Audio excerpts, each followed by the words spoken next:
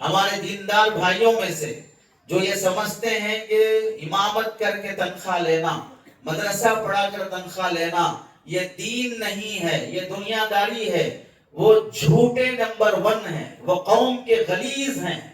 چاہے میرے الفاظ کسی کو تکلیف دیتے ہوں، جو جس کی لمٹ ہے اسی لمٹ میں رہنا چاہیے۔ سرکار دو عالم صلی اللہ علیہ وسلم کے بعد حضرت صدیق اکبر رضی اللہ تعالیٰ خلیفہ بنتے ہیں، 2 سال کی خلافت بیت المال سے وظیفہ لیتے ہیں۔ حضرت عمر رضی اللہ تعالیٰ 10 سال 2 مہینے کی ذمہ داری مسجد نبوی کی امامت بیت المال سے وظیفہ لیتے ہیں۔ حضرت عثمان رضی اللہ تعالیٰ 10 سال 12 سال کی خلافت اور بیت المال سے وظیفہ لیتے ہیں۔ حضرت علی رضی اللہ تعالیٰ 6 سال کی خلافت بیت المال سے وظیفہ لیتے ہیں۔ عمر بن عبدالعزیز رحمت اللہ علیہ بیت المال سے وظیفہ لیتے ہیں۔ یہ 5 خلفائے راشدین جنہیں کہا جاتا ہے، حضرت عمر بن عبدالعزیز کو بھی یہ سب بیت المال سے وظیفہ لیتے ہوئے، صحابہ ہوتے ہوئے، اجل صحابہ ہوتے ہوئے انہیں خیال نہیں آیا کہ ہم دین کی خدمت کرتے ہوئے پیسہ لے رہے ہیں، یہ دنیا ہو جائے گی، یہ پیسہ دنیا ہو جائے گا۔ ان صحابہ کو سمجھ میں نہیں آیا 1400 سال کے بعد میں پیدا ہو کر اتنی جہالت قوم پہ مسلط کر رہا ہوں اور بیٹھ کر یہ بول رہا ہوں کہ قرآن پڑھا کر پیسے لینا دین نہیں ہے بلکہ دنیا ہے۔ مسجد بنانا دین ہے یا دنیا ہے؟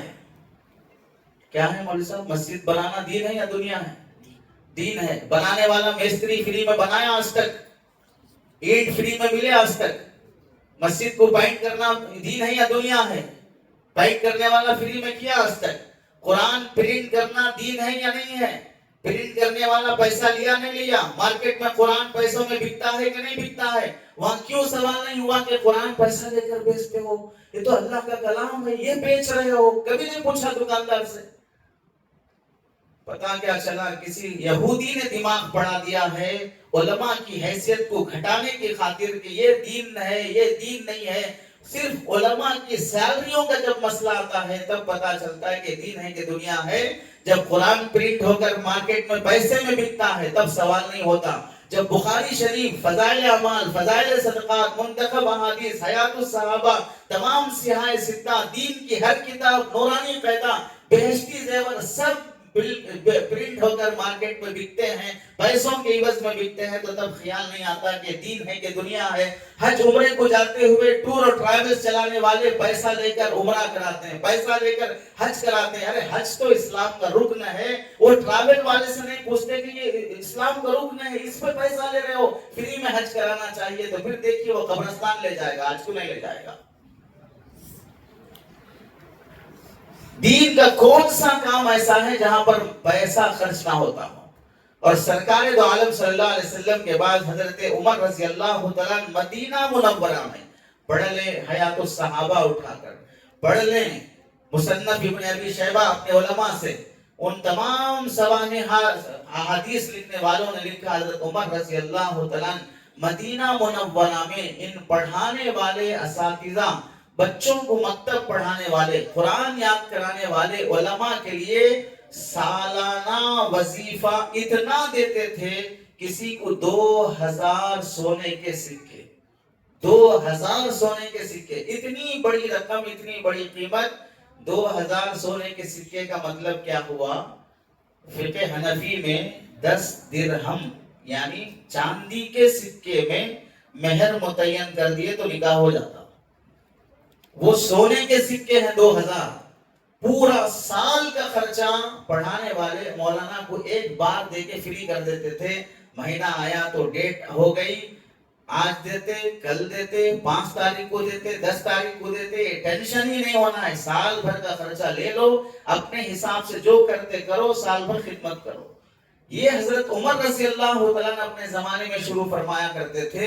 ان کو سمجھ میں نہیں آیا کہ یہ دنیا کا کام کر رہا ہوں، یہ دین کا کام نہیں کر رہا ہوں۔ تو پہلی خرابی تو ہم نے اس دین کی حیثیت گھٹانے میں یہ کی ہے۔ مدرسوں میں بچے نہیں آتے، کیوں نہیں آتے ہیں؟ فیوچر کیا ہے ان بچوں کا بتائیے۔ ہم یہ کہتے ہیں کہ اللہ کے بندوں، یہاں سے جانے کے بعد مسجد کی حفاظت، دین کی حفاظت، قرآن اور شریعت کی حفاظت، یہ ایک مسلمان کو ہونا چاہیے یا نہیں ہونا چاہیے؟ میں مسلمان ہوں، اسلام کی حفاظت میرے ذمے ہے یا نہیں ہے؟ مجھے کرنا چاہیے کہ نہیں کرنا چاہیے؟ بحیثیت مسلمان میرے مذہب کی حفاظت مجھے کرنا چاہیے کہ نہیں کرنا چاہیے؟ ارے بھائی ہندوؤں کو سمجھ میں آ رہا ہے، وہ پکار رہے ہیں ہندو راج بناؤ، ہندو راج بناؤ۔ عیسائیوں کو سمجھ میں آ رہا ہے، وہ گاؤں گاؤں جا کر پیسے بانٹ کر بیواؤں کو چرچ میں بلا کر، غریبوں کو چرچ میں بلا کر ان کو عیسائی بنا رہے ہیں۔ ہر مذہب والے کو سمجھ میں آ رہا ہے ہمارے مذہب کی حفاظت ہونا چاہیے، پیسے لوٹاؤ پیسے لوٹاؤ، جو چاہے کرو، غنڈہ گردی سے کرو، لیکن راشٹر بناؤ، اپنے مذہب کو بڑھاؤ۔ تو ہم کو کیوں نہیں سمجھ میں آتا ہوئے ہمارے اسلام کی حفاظت ہونا چاہیے؟ سیدھی بات ہے، مسلمان ہیں تو اسلام کی حفاظت ہونا چاہیے۔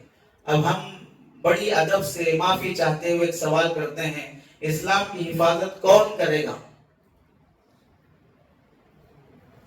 آپ میں سے ڈاکٹر ہیں کوئی، ڈاکٹر صاحب کس کی حفاظت کرتے ہیں؟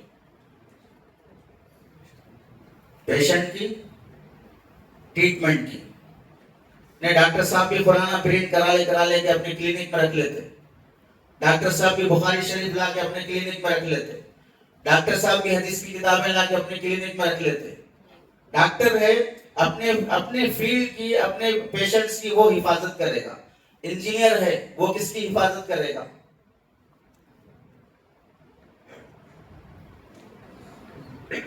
انجینئر کس کی حفاظت کرے گا؟ سول کا ہے، میکینیکل ہے، کوئی اور فیلڈ کا ہے، وہ اپنے لائن کی حفاظت کرے گا۔ کیا انجینئر بھی حافظ بن کر، عالم بن کر، قرآن جمع کر کے، حدیثیں جمع کر کے، مسائل جمع کر کے کوئی انجینئر دکھا آج تک؟ وہ اپنی فیلڈ کی حفاظت کرے گا۔ آگے چلیے، ایڈوکیٹ، یہ کس کی حفاظت کرے گا؟ انڈین لا میں جو کانسٹیٹیوشن ہے اس کی حفاظت